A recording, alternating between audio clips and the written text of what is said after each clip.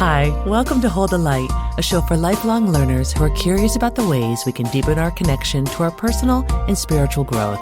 I'm Lori Gunning-Grossman. I'm here to hold the light for the light holders of the world. Today on the show, I'm talking with Kimo Kepano, a Hawaiian High Seer who works as a multi-sensory energy healer, spiritual psychic medium, and educator. Education is a big part of Kimo and how he shares his gifts, and one of his goals is to teach individuals how to become their own version of a seer. This is my third time talking with Kimo on a podcast. However, it's the first time here on Hold the Light, and I was thrilled to be back in conversation with him. He is such a light holder. In this conversation, we talk about how we each have a soul color and how knowing the color of our soul and what that color means can help us to expand. Kimo also shares what to do when our soul falls out of alignment. He explains more about this, how we can each learn how to raise our own vibration, and he shares many wonderful stories around energy and how we can consciously work with it. It is fascinating. So please welcome my guest, the delightful Kimo Kepano.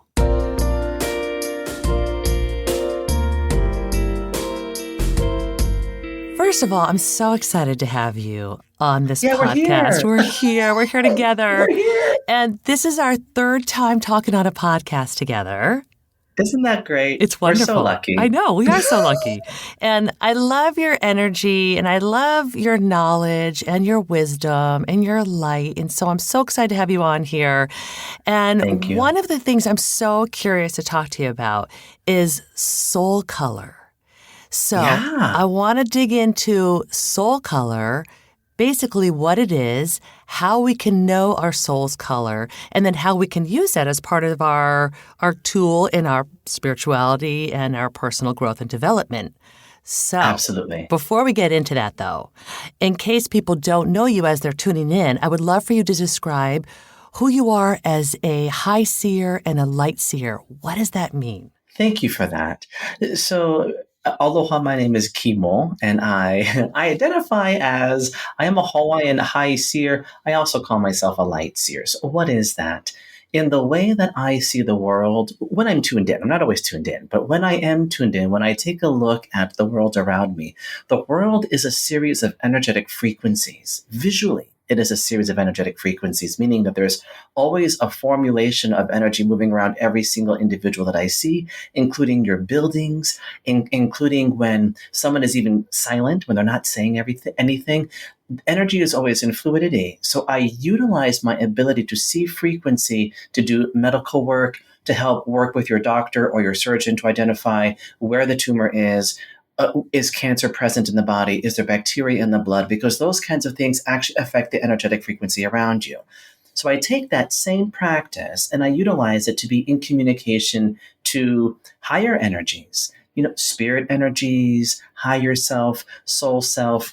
And for me as a kid, it just felt like I was living in a psychedelic frequency my entire life. And it wasn't until I started to validate everything as true, meaning that I was able to bring in things that way besides, because spirit energy comes in, but there's so many other things that you can validate just in terms of how electromagnetic energy moves.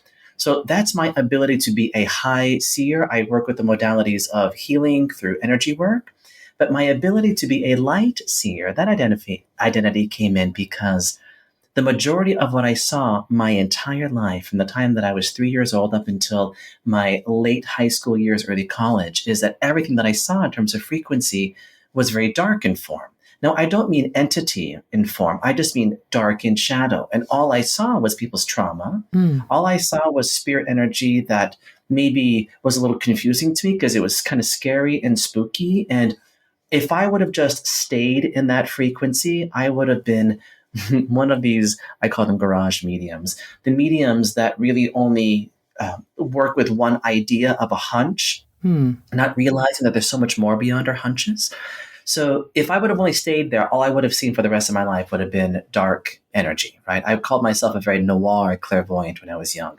However, now learning how to see frequency and to move with a very unbiased, non-egoic perspective, you learn that every single energy that you see comes in various different forms that you can transmute. Meaning, if I see something going on inside of someone's body, I'll give you an example. Today, I was working with a client who had something going on around her neck area. And she says, I'm having problems right now. And the way that it just visually showed up for me is there's some kind of bacteria in the blood. I actually think that it's affecting the vagus nerve. And she says, I just went to my doctor and they are prescribing that I go on this medication because my vagus nerve shows a little bit of bacteria blocking. And I said, well, that shows up energetically though. And then for me, I mean, she already went through medication, but for me, my new job is to say, well, how can we create some kind of change in the vagus nerve? And you can do that through energy work. So to take what feels like it's dark and scary through health or through malady or through dark spirit, then to transmute what is on the other side of that, which is understanding, opening up blockages. To me, that was taking what felt dark and making it very light. So my identity of what I call myself as a light seer is my choice to see everything in transmutation. And again, through practice and consistency, you learn that we can actually make change in the human body and the human DNA. Okay. I love this. I love it so much. And then here's my question to you, so people can know this. So as you are walking around on the streets, on this earth, are you still just seeing light? Is it still like a technicolor world for you? It is. Yeah. So I've learned that we just tune down when I need to just be a normal muggle. And in fact, most children are actually already tuned in that way. When you have a conversation with a child, children between the ages of about 2.5, all the way to about 7.5, move through psychedelic frequencies, meaning that all of their senses are synthesized, meaning that sight might sound like something, sound might taste like something. So everything is very synesthetic for children. And then it kind of naturally kind of dies down as they recalibrate and the brain continues to grow, and then it kind of shoots back up around 14. For me, that never died down. Okay. It just stayed that way. And it's normal for it to die down, up and down our entire life. Yeah. But mine just never died. And I try to turn it down. I tried. Well, we're glad that you have kept it going because now you're here to help people. I am. Yes. Okay, let's talk about this because I first heard you talk about soul color. You talked about it on Instagram is where I saw it. And I find this to be so fascinating. You also have a quiz that people can go to your website. Oh my goodness. Yes. I'm so proud. It's so good. We will talk about it, and I'm going to link to it in the show notes where people can discover their soul color. So let's first talk about what is soul color. What is that? And when it comes to soul color, one of the things that's very confusing is that we get soul color confused for what we think of as chakra or chakra. We also get it confused for aura. And when we go through just electromagnetic energy, we've been able to validate that aura is in connection to electromagnetic fielding, which means that my electromagnetic body, my brain and my heart create an output of energy. And that output of energy, when it's in connection to your emotions, is aura. Okay. When that output of energy is in connection to more heart-centered energy, they all look like a color to me. They all kind of start to spiral a little bit. Yeah. And I learned that is what is in connection to what most people call chakra. But outside of that, in the top level of spectrum intelligence, which most individuals just have a code word, they call it causal body. Okay. I find that to be very boring. So I call it soul color. Why? That color does not change. Unlike your aura, which is always an amorphous, nebulous color, unlike your chakra, which is a spinning vibration, your soul color, your causal body does not change. It is the color that you always were, the color that you always are.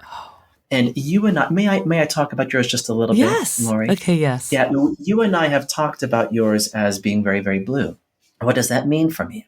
It means that if your mother would have held you as a newborn infant and asked me the question, what is the color of my child's aura?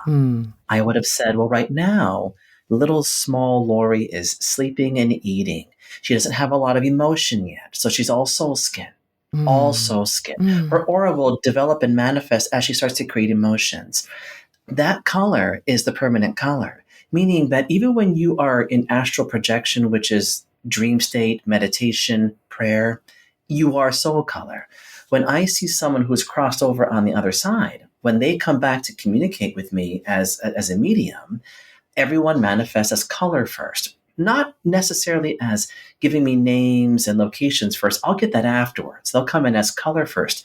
So what does that tell me? It tells me that there is a permanence to your color field, always was, always will be.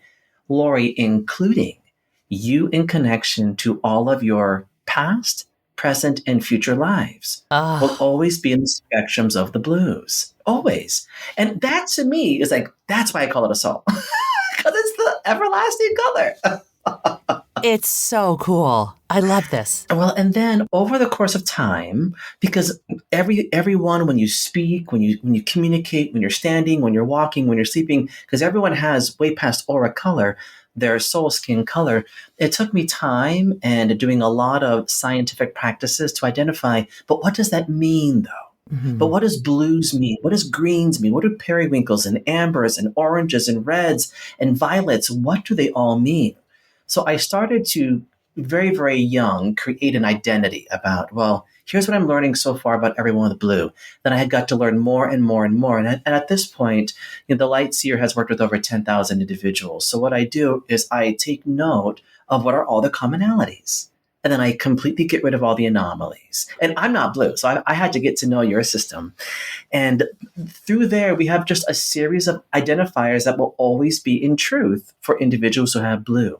Now, the wonderful thing about that is that the very first thing we do is we identify what are the strongest vibrations of your color. What does that mean for you?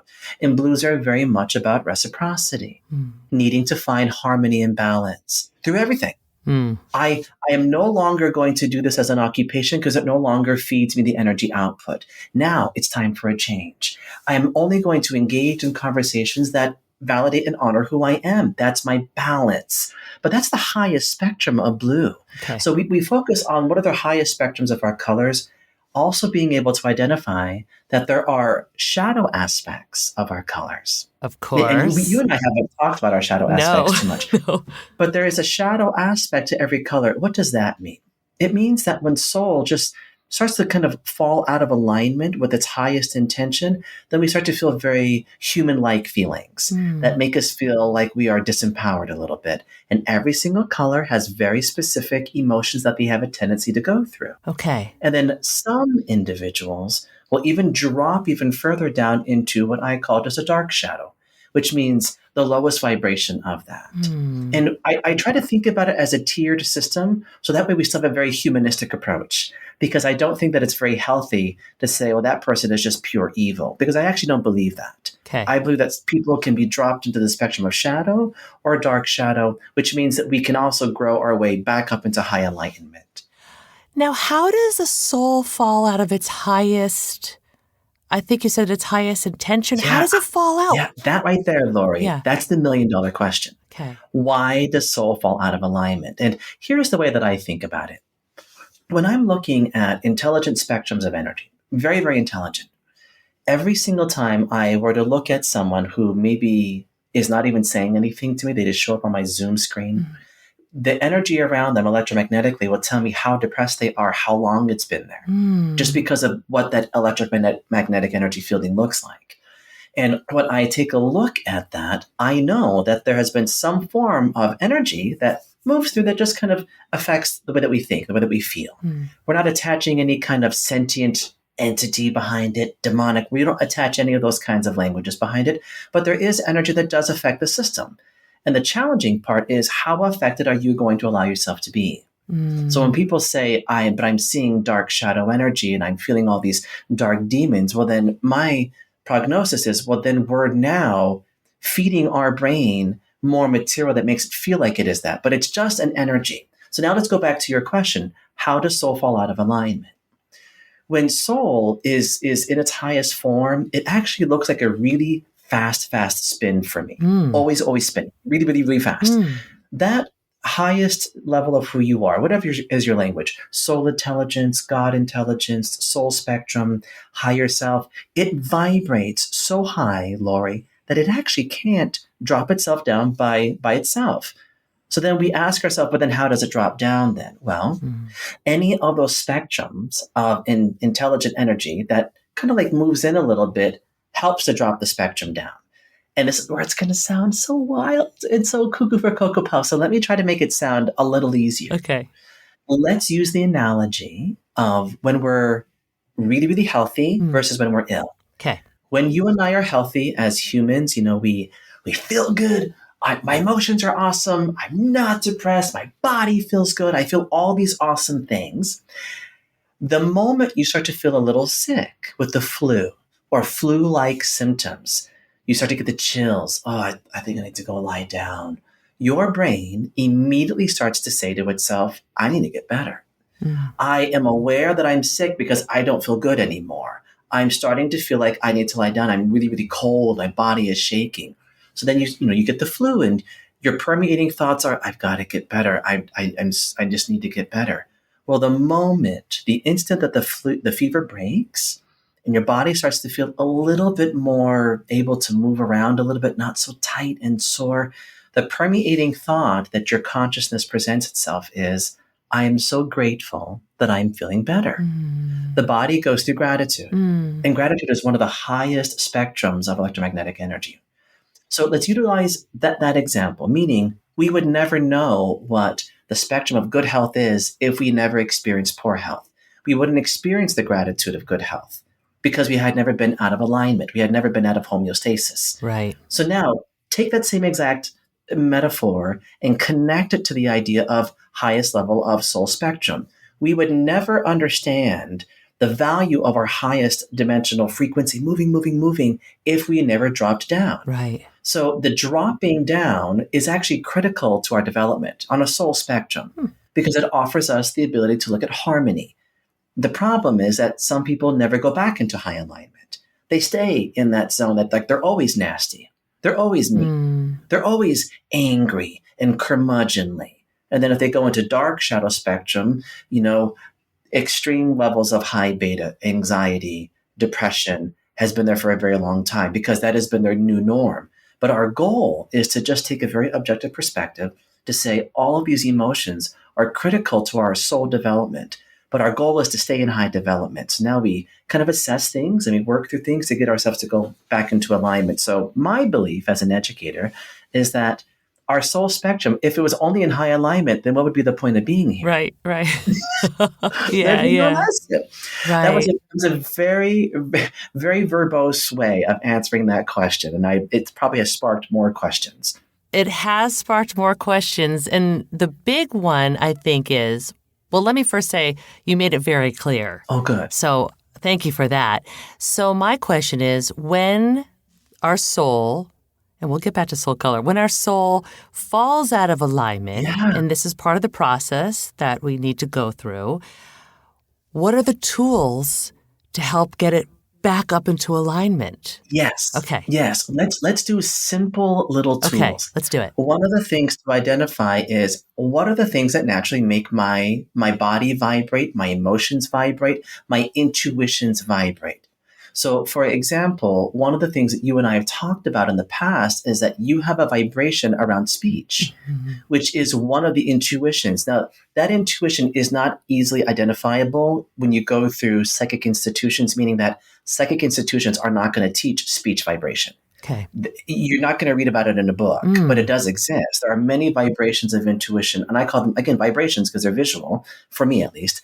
When we look at yours, which is very, very high vocal related, I know already, without even you needing to say anything to me, that you have a tendency to vibrate higher when you're being vocal, when you're singing, humming to yourself, expressing yourself. You more than likely probably have like little parties where you're just like playing with your voice and like maybe singing to friends, regardless if you feel like you have a good voice or not. That vibrates high for you. So it actually makes the soul vibrate higher. Sound like you? It sounds exactly like me. And people tease me because they say that I sing everything. I sing everything. Good. If you say a word to me, I will find a song that it's connected to, and I can't help it. I've always been like, back in my days, the singing waitress when I was a waitress, or the singing, editorial director, whatever it is. So that resonates deeply. So what we do is we help ourselves identify what already vibrates. And it'll be the easiest thing for us to get ourselves to be back in a higher alignment, which is the simplest approach. And then there's spiritual approaches that'll take more time, and there are individuals who I know say, well, you have to clean or cleanse your chakra. I'm not a firm believer of that because I believe that you do not need someone else to clean your system because we should be autonomous. We should clean our own system. So it's about learning what that means for you. Yes. We'll utilize another example. Okay. Let's just say that we are in communication to someone else, like our friend Jonathan, Yes. who is actually very audient, is very, very, in terms of what I can hear. What does that mean? Someone like Jonathan. Hi, Jonathan, I'm calling you out. Someone like Jonathan would do well with music change. Like if my vibrations are going so low and I'm having a really terrible day, everything is bad for me. What is my favorite kind of music to listen to? What are my favorite kinds of sounds? Do I listen, even if I didn't want to listen to music, would I feel myself with the sound of nature, with the sound of water, with white noise, something that brings my body back into alpha, Right. back into that very visual brain wave. Okay. And then I just create a tiered system to make my way back into alignment. Everyone can do this. Everyone can do this. So then the question is, so you know me, we've talked now a few times and you're looking at me. So you can read me, and you've talked to Jonathan. Jonathan is our other producer here. If somebody is not with you, how does somebody discover their own way of raising their vibration? Yeah, and thank you for asking it in that way, because I don't want anyone to feel like they have to go through chemo or you have to go through a spiritualist or a psychic or a medium. If you don't know how to discover that on your own, through your own sense of mindfulness, whether that is a long drive or gardening or taking a long walk or prayer or meditation, in your variation of mindfulness, try to tune in to what brings and sparks joy. So, for example, if it's being very physical, maybe baking bread would be a wonderful thing for you to do because it's the kneading of the bread. If you are a physical person, perhaps climbing trees or lying on the grass, or perhaps just making clear contact with your animal, petting them brings a sense of calm and ease, because I feel calm when I'm being physical. We gave variations of you with the vocals, variations of Jonathan with auditory. If you are a very visual learner, more than likely you will be able to tune into clairvoyant abilities, which does not necessarily translate into seeing spirit. That's a misdiagnosis. If you are a person who can see with your mind's eye, the creative mind, the imagination, then what are some of the visuals that you could create? That technique, when people say, surround yourself with light, that has a tendency to work predominantly with visually minded individuals. The platitude of surround yourself with light really doesn't work predominantly if you're more auditory or vocal. It's usually more if you're a visual learner. Oh my gosh. Does that make sense? It makes sense. I love this because, first of all, it sounds so helpful. And so healthy. Yeah, and so healthy. And I'm thinking of children too. Oh, yeah. When we can tap into our kids and really notice like what fills their cup and what we've noticed in the past, like, oh, their energy was completely elevated when we went to the beach and saw the sunset and didn't say a word, things like that. And then we can help them and serve up those experiences when we see maybe they might need a little help. Yeah. Well, let's use that example that you just brought up. Let's say that I'm traveling with my kids. I don't have kids, but let's say I'm traveling with my kids and family, and you go on a holiday to the beach. Right. Well, if you can observe let's say that we have 3 kids, and one of my children is very visual. How would I know that? Whether she communicates, she describes things very, very visually. I might have another child who's very, very touchy. His hands are always dirty. His fingers are always in the peanut butter. Okay, I have a very tactile learner. Let's say that I have a very auditory learner. They're the child that's able to say, just what do you want me to do, Mom? They're listening and they say, okay, I got it. Okay, so now we're on a vacation. We're at the beach. How can I teach my child how to be more mindful? Well, the conversation I'm going to have with my visual child, we're all going to go watch the sunset. For my visual child, I'm going to say, I want you to pay attention to how the colors change. I want you to pay attention to how you feel when you watch it go from blue to yellow to orange. My visual learner. Yeah. And then what I'm going to say to the visual child is memorize it. Memorize it in your mind's eye. Now, to the tactile child, the child has always got their hands in everything. When you sit down and watch the sunset, bury those feet in the sand. Rub your hands and your feet around the sand so you can feel how it moves all the cells of the body, how everything connects. Lie down if you need to connect. Grab the sand and feel it move through your fingertips and memorize that. We're going to actually bring some of that sand home with you and we're going to put it in a jar. Now, for my auditory learner, I'm going to say, as we sit on this beach, listen to the waves, listen to the seagulls, memorize the rhythm. Can you start to count how the rhythm of the waves move? What we are doing is we're teaching our children how to create a memory. Oh. And when we create that memory is not only memorized in the body, but it's notarized in the cells. So we memorize it and we notarize it. Why? When our child starts to act out, now we're home and they're very, out of regulation. We're going to say to my tangent child, all right, I need you to go into your room, go open that jar of sand, put your fingers in the sand. Remember that memory? Remember that you have notarized in your mind, that you have seared into your memory. Go back into that, close your eyes. Remember what it felt like.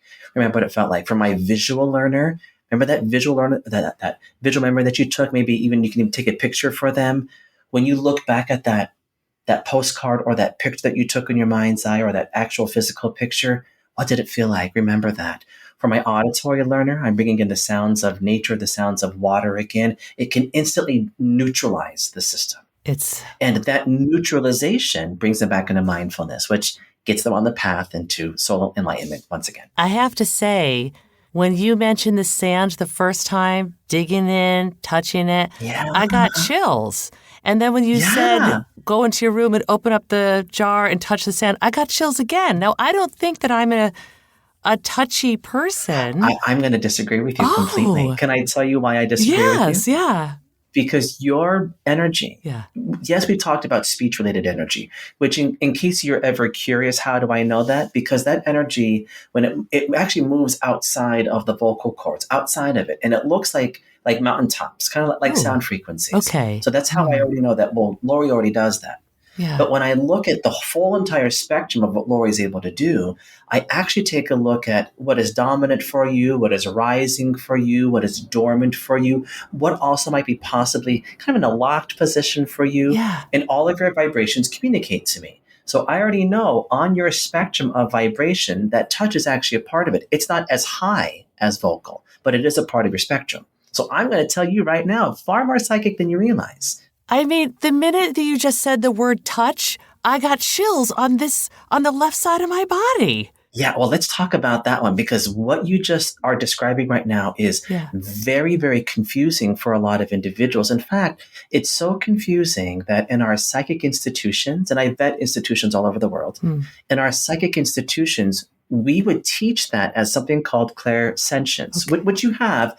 But that's not what you just said, though. Okay. Clairsentience has a rumination of more gut feeling, more solar plexus, right? It's actually visually a circular vibration around your stomach. Yeah. What you just described moves outside of that. And many psychics don't know how to describe it, so they just call it sentience. Well, let me tell you what it visually looks like for me. Okay. When I see you do what you just did, it literally looks like little scintillating lights that move around the body. Literally. Around the body. And when I see that happen, I already know that you are what I call a clair extrapath. Well, what does that mean? We're not going to find this in the book. I'm writing a book, but what does that mean? Extrapathy, which you have, Lori. Okay. I identify extrapathy is way beyond those vibrations of chills on my body. And here's how we back that up scientifically. You know, I love to back everything up with science. Yes. Scientifically, we have a word for that, but it doesn't fully express what you're trying to express. Our scientific explanation for that vibration, we call it frisson. It's French. And frisson is how science would say, well, when you have an unexpected response to something emotional, your body is going to experience micropiling of the dermis. Fancy way of saying goosebumps, right? Okay. Yeah. But here's what's really exciting for you and for anyone else who's listening to this. Frisson is only experienced by 2/3 of the people on the planet. Only 2/3. Extrapathy is an extension of frisson, which means, yes, you're going to get chills up the neck. My skin is going to have a response. You know, my hair, skin, and my nails are going to respond, my integumentary system. But extrapathy has the ability to go much further than that. What does that mean? It means if you really focus mindfully, Lori, and you're probably already getting this without realizing it. You actually have internal mechanisms that will have a reaction in a similar way. Let me give you some examples. Yeah. Someone might say, well, I've come to learn, as if they're a dominant extrapath, that when spirit energy is close, my knuckles itch. Or when someone is lying to me, my right ear gets tugged for some reason. Or when I'm dehydrated, my eyelids flutter. You have all these other kinds of internal mechanisms that give you an external output of information. And that's extrapathy. And you more than likely have already experienced it. You just probably said, well, it's just how I am. But I would say, let's go a step further because you can actually get major indicators. So I'll give you an example of mine. Yeah. When I was a small child, I couldn't figure out why my stomach would always shake violently whenever I was telling someone something that was very important to me. And I would say as a kid, put your hand on my tummy. You don't feel that? People would say, I don't feel anything.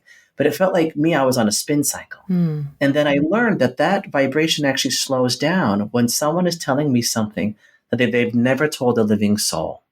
So what do I call that? I call that my truth muscle now. Right. I know when someone is having a conversation with me, if they're telling me a deep, deep truth, my stomach will vibrate in a very slow vibration, which is my extrapathic indicator. Oh, you're being very open and honest with me right now. You just shared something very, very important, so I need to engage differently. And it's just my body having a chemical reaction to your energy. Isn't that exciting? It is so exciting. My mind is spinning in the most glorious ways, and it's encouraging me to tune in to my body more. Well, but you already do it, Lori. Now we just have to go in with consciousness. So when you were listening to the sound or the way that I was describing the beach, you had an extrapathic response to that, which more than likely, if it connected to what I was giving you as an example of the beach, more than likely that specific exercise is going to be helpful to you. Right. Okay. Yeah, because it's very cool because you mentioned the visual. It sounded beautiful to me, but nothing. You mentioned the auditory. Auditory. And then the minute you said, get your hands in the sand and touch it, I just chills. Yeah. And then even just going into your room and touching it, chills. It surprised me. Exactly. Yeah. So we know now that your body, I would call that an intuitive response, saying, hey, that guy just said something. But the exercise for you is to say, I'm going to try this next time I'm at the beach. But if I don't go to the beach soon, then how can I try that in my yard when I'm outside next to my favorite tree or when I'm gardening? Spend a little bit more time with hands in the soil. I'm going to see what happens if I take off my gloves. Yeah. Do I get a different reaction? Yes. And I'm going to tell you right now that you actually will get a different reaction. Yeah. Yeah. You will get a different reaction. Of course. Okay. I just want to get to one more question. Anything. I feel like you and I are going to have to come back again. Anytime. Just to talk more. I love what you have to say. I love how tuned in you are. I love your beautiful energy and light, Kimo. Thank you, friend. Oh, it's so true. So to close up the soul color, which is what we started talking about, I do want to say, I know. I do want people to know that they can go to your website and they can take a quiz that will help them discover what their soul color is.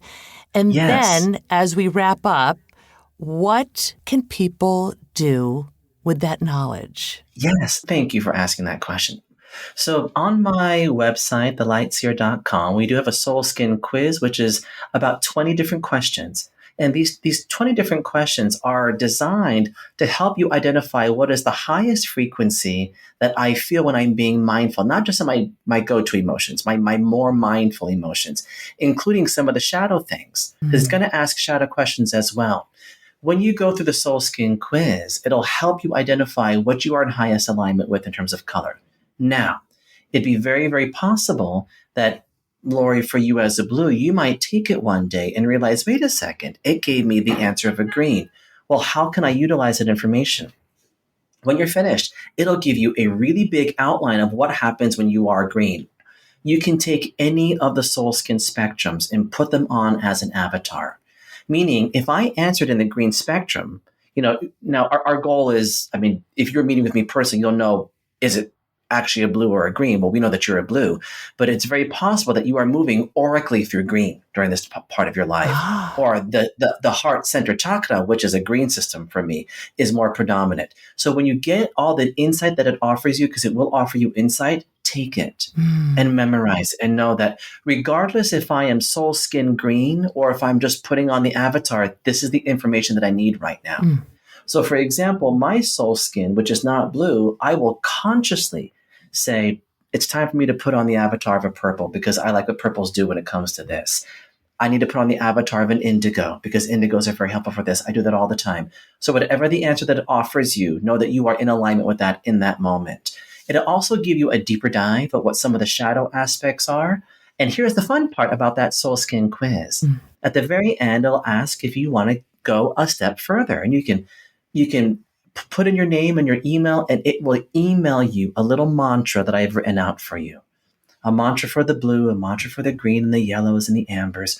It'll be a little statement that you can say to yourself and memorize it over and over and over again when you're getting ready in the morning, when you're driving to work.